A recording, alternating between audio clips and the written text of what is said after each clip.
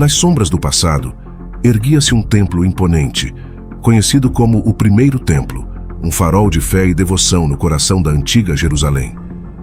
Sob as ordens do rei Salomão, essa magnífica estrutura não era apenas uma maravilha arquitetônica, mas servia a um propósito espiritual profundo. Era um local sagrado onde os reinos divino e humano se encontravam. No cerne desse templo repousava a Arca da Aliança, um artefato de importância inestimável para os israelitas. Simbolizava a presença tangível de Deus entre seu povo e testemunhava a aliança entre Deus e Israel. O templo não era apenas uma construção, era o coração e a alma da vida religiosa israelita, uma prova de sua fé inabalável e uma representação de sua relação única com Deus. A eventual destruição desse templo sagrado não foi apenas a perda de uma estrutura, marcou uma mudança tectônica na paisagem espiritual e política da época. Compreender seu contexto e importância proporciona uma visão mais profunda das provações, da fé e da história dos israelitas. Em uma era antiga, surgiu um poderoso rei chamado Nabucodonosor.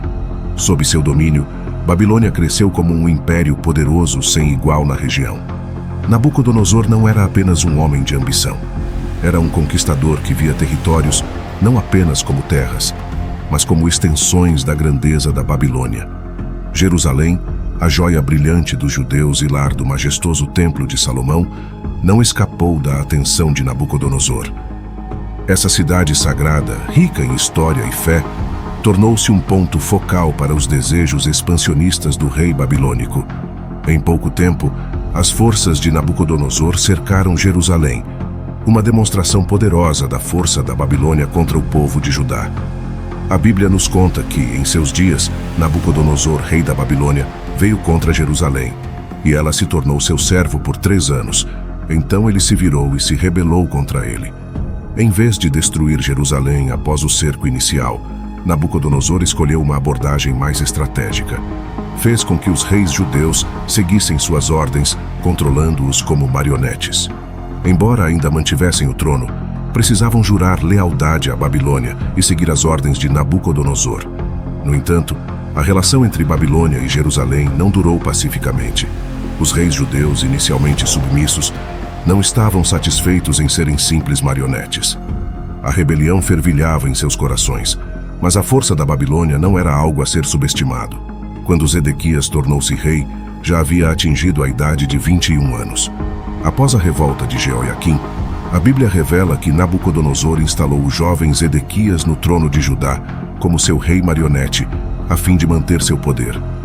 Crônicas 2, capítulo 36, verso 11 ao 20, conta sobre a maldade de Zedequias, que não deu ouvidos a Jeremias nem para com os outros mensageiros de Deus. Ele zombou e ignorou a mensagem divina, que advertia sobre as sérias consequências que aguardavam os israelitas se continuassem desobedecendo e se afastando dos mandamentos de Deus. Jeremias, em seu livro, faz uma referência assustadora a um lugar de adoração anterior que os israelitas haviam profanado. Deus lembra o que aconteceu com Shiloh devido à maldade do povo e adverte que o mesmo destino aguarda o templo em Jerusalém. Para os israelitas, o templo era o símbolo da presença de Deus, mas os profetas alertavam que nem mesmo essa estrutura sagrada permaneceria se a nação continuasse virando as costas ao seu Criador. O cerco final de Jerusalém é descrito em 2 Reis 25, verso 1 ao 3. No 9º ano do reinado de Zedequias, no 10º mês, no 10º dia do mês, Nabucodonosor, rei da Babilônia, veio contra Jerusalém e a sitiou. Construiu um muro de cerco ao redor da cidade, que permaneceu sitiada até o 11º ano de Zedequias. A fome tornou-se tão severa que não havia comida para o povo. Nabucodonosor usou uma tática comum para conquistar cidades muradas, erguendo um muro de cerco. O objetivo era cercar a cidade, cortar todo o comércio e suprimentos e, eventualmente, forçar os habitantes a se renderem devido à fome.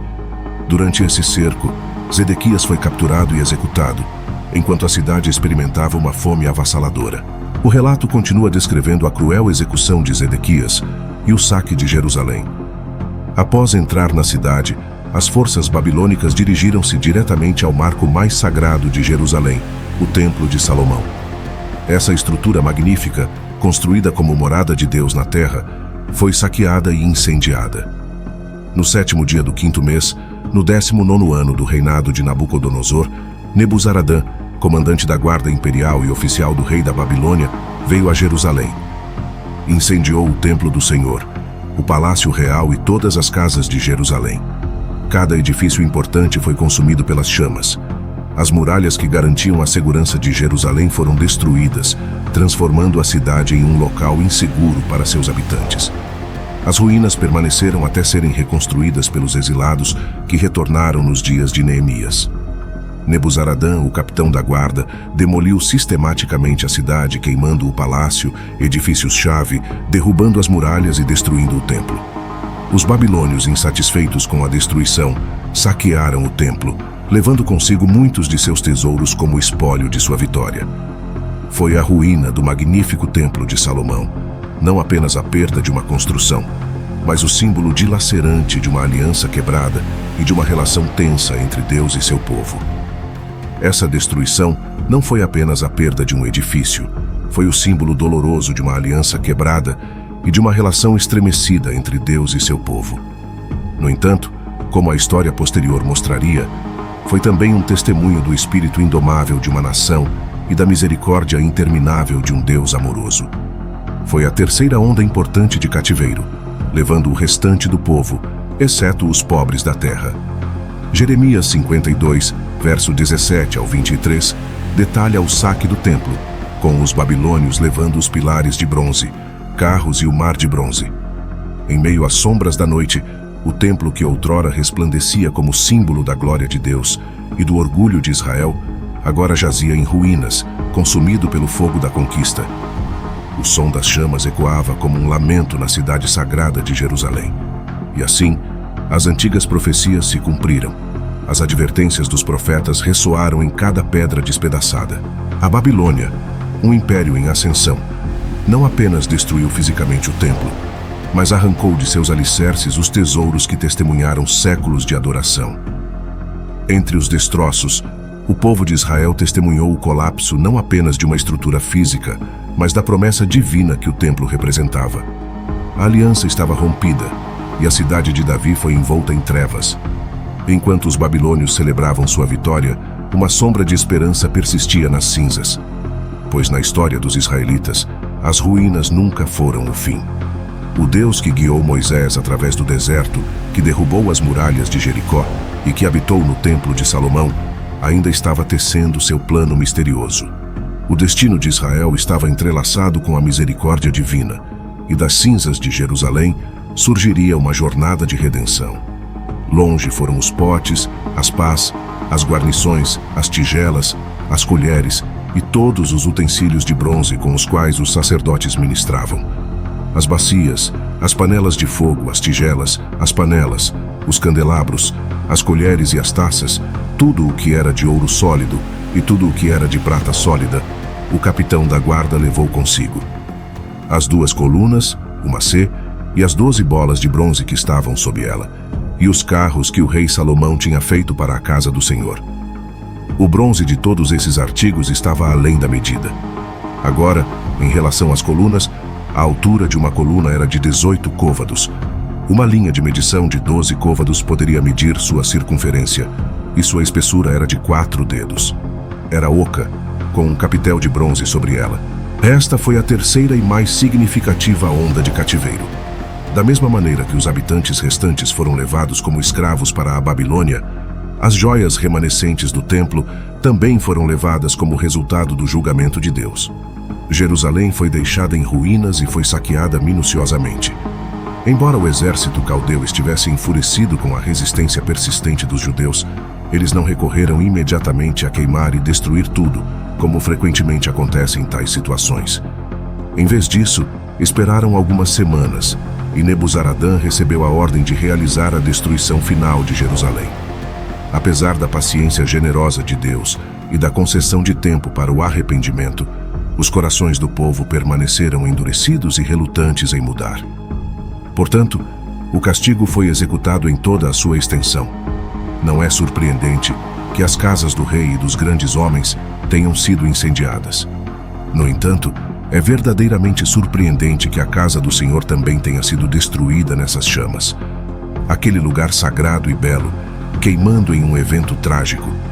Poderia ser possível que a casa que Davi tinha preparado e que foi construída por Salomão com enormes despesas, a mesma casa que era constantemente vigiada por Deus, 1 Reis 9, verso 3, pudesse ter sido salva do fogo? Não deve ser a prova de fogo contra os julgamentos de Deus. Deve ser reduzido a cinzas, e é provável que a arca dentro dela também seja destruída. Os inimigos, ao ouvirem sobre como os filisteus sofreram terrivelmente por maltratar a arca, estavam com muito medo de levá-la. Vários grandes homens são mortos a sangue frio, incluindo Seraías, o sumo sacerdote, que era pai de Esdras, como aparece em Esdras 7, verso 1. O segundo sacerdote, que oficiava por ele quando necessário, e os 3 porteiros do templo. O general do exército, 5 conselheiros privados, o secretário de guerra ou mestre de pagamentos do exército e 60 cavalheiros do país que se haviam escondido na cidade. Depois, nos anais da história, poucos momentos lançaram uma sombra tão longa e escura quanto a destruição do Templo de Salomão. Isso não foi apenas uma perda de tijolos e argamassa. As paredes que haviam protegido a cidade, as paredes que haviam testemunhado inúmeras histórias de fé, bravura e esperança, não existiam mais. Jerusalém, antes vibrante e agitada, agora estava destruída. Mas a destruição não terminou aí. Muitos dos judeus foram acorrentados e levados para longe de sua pátria. Eles foram forçados ao exílio na Babilônia, estranhos em uma terra estrangeira. Os ecos de seu lamento dilacerante podem ser sentidos no Salmo 137. Junto para os rios da Babilônia, ali nos sentamos, chorando quando nos lembramos de Sião. A memória de sua terra natal era um lembrete doloroso do que foi perdido. Este evento catastrófico não foi apenas uma destruição física. A alma da comunidade foi profundamente ferida. Como poderiam eles cantar a canção do Senhor em uma terra estrangeira? Sua dor era visível, e, no entanto, dentro dessa dor, as sementes da reflexão e transformação começaram a brotar. Sendo exilados de sua terra natal, as pessoas iniciaram um período profundo de busca interior. Perguntas sobre sua identidade, sua fé e seu relacionamento com Deus ocuparam seus pensamentos. Foi um momento em que voltaram às suas escrituras em busca de compreensão e orientação. Na ausência do templo físico, aprenderam a encontrar Deus de novas maneiras.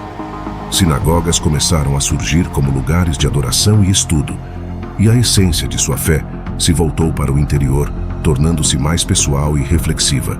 A destruição do templo e o subsequente exílio levaram a uma evolução no pensamento e prática dos israelitas.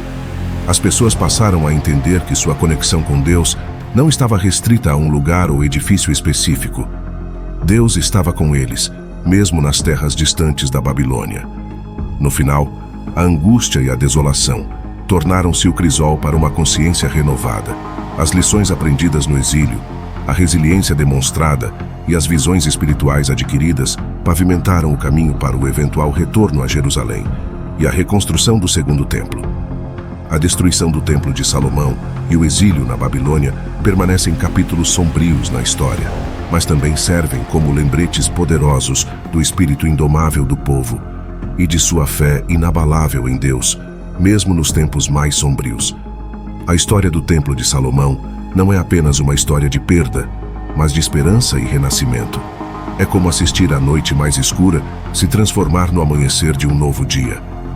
Embora a destruição deste grandioso templo tenha sido um capítulo angustiante para os israelitas, não foi o fim de sua história. Na verdade, foi um novo começo. Os profetas, esses mensageiros escolhidos por Deus, não eram apenas portadores de más notícias. Mesmo ao advertirem os israelitas sobre a iminente destruição do templo, sussurravam mensagens de esperança. Imagine-os de pé no meio da multidão temerosa, levantando suas vozes não para espalhar o terror, mas para dar tranquilidade. Isaías, um desses profetas, falou de um rei chamado Ciro, dizendo: "Ele é meu pastor e realizará todo o meu prazer", até dizendo a Jerusalém: "Tu serás construída, e ao templo lançarei o teu fundamento." Isaías 44, verso 28. Em essência, Isaías estava dizendo que o templo se ergueria novamente. E havia Jeremias outra fonte de esperança. Ele escreveu uma carta para os israelitas exilados, transmitindo as palavras de Deus. Pois eu conheço os planos que tenho para vocês, declara o Senhor. Planos de prosperidade e não de calamidade. Planos de dar a vocês esperança e um futuro. Então vocês clamarão a mim e virão orar a mim, e eu os ouvirei. Vocês me buscarão e me encontrarão quando me buscarem de todo o coração. Jeremias 29, verso 10 ao 14. Aqui Deus estava fazendo uma promessa. O exílio não duraria para sempre, e os israelitas encontrariam o caminho de volta para casa. Fiel a essas profecias, o tempo do exílio chegou ao fim. Os israelitas retornaram à sua terra natal e reconstruíram seu templo sagrado. Este retorno do exílio e a reconstrução do segundo templo tornaram-se momentos definidores na história judaica. Eles significaram renascimento, resiliência e o vínculo duradouro entre Deus e seu povo. Em nossas próprias vidas, podemos enfrentar desafios que parecem sem esperança, momentos em que tudo o que valorizamos desmorona diante de nossos olhos. No entanto, assim como os israelitas encontraram esperança nas palavras dos profetas, também podemos encontrar esperança em sua história. Após cada tempestade, há um clarear; após cada fim, um novo começo aguarda. E assim como o segundo templo surgiu das cinzas do primeiro, também podemos reconstruir e encontrar esperança em nosso futuro. Oração.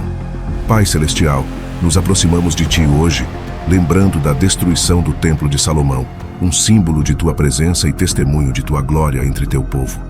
Ao refletirmos sobre esse evento monumental, somos lembrados das estruturas terrenas temporárias, mas da natureza eterna de Teu amor e misericórdia. Senhor, para aqueles entre nós cujos próprios templos, sejam eles nossas casas, relacionamentos ou paz pessoal, enfrentaram destruição ou tumulto, traze conforto e cura. Assim como o Templo de Salomão foi reconstruído, renova e restaura os lugares quebrados em nossas vidas, tijolo por tijolo, momento a momento. Ensina-nos, ó Deus, a encontrar a verdadeira fundação em Ti, sabendo que enquanto edifícios podem ruir e situações podem mudar, Teu amor permanece inabalável. Que a história do Templo de Salomão seja um exemplo para nós, lembrando-nos da vulnerabilidade humana e da firmeza divina. Pedimos por Tua força para perseverar em nossas provações, sabedoria para buscar Tua face em todas as circunstâncias e fé para confiar em Teus planos, mesmo quando não podemos ver o caminho. Em Teu nome oramos. Amém.